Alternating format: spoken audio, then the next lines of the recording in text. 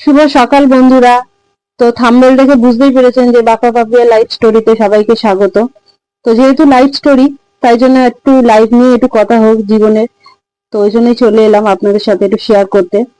আজকে তো ওয়েদারটা বৃষ্টি ওয়েদার। তো মেয়েকে স্কুল থেকে আনতে গেছিলাম আর কি।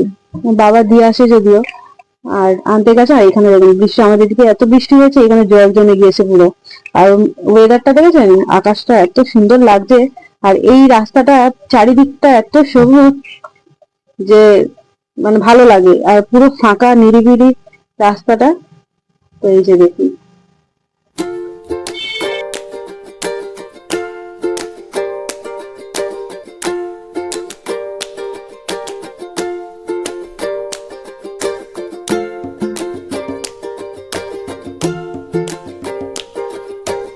তো বন্ধুরা এই যে দেখুন, এসেই ঘরে কাজ বাজ করতে শুরু করে দিয়েছি, কারণ আজকে প্রচন্ড দেরি হয়ে গেছে।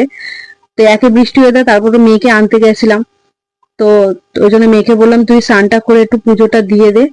আর আমি এদিকে ঘরে, যেহেতু একার ঘরে একা হাতেই সবকিছু করতে হয়, এদিকে ঘর দোর পরিষ্কার হচ্ছে, এদিকে রান্নাও চলছে, আর মেয়ে এই যে পুজো করতে বসে গেছে।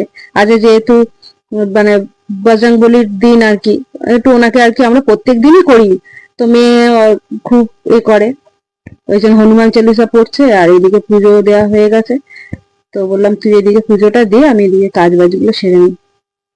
তো এবার সেরে সুরে এবার এই যে খাওয়া দাওয়া করবো। আমারও কাজ সারা হয়ে গিয়ে এবার এই যে খেতে বসেছি আর কি। তো এই যে, তো আজকে একটু শেয়ার করি কি কি রান্না হয়েছে। তো এইদিকে মাছের ঝোল হয়েছে, এইদিকে এই তো ভাত রাখা আছে, আর এটা হচ্ছে পাঁপড় ভাজা, আর এইদিকে আছে আপনার চাটনি, আর এটা হচ্ছে মাছের ঝোল, এটা ভাত আর কি।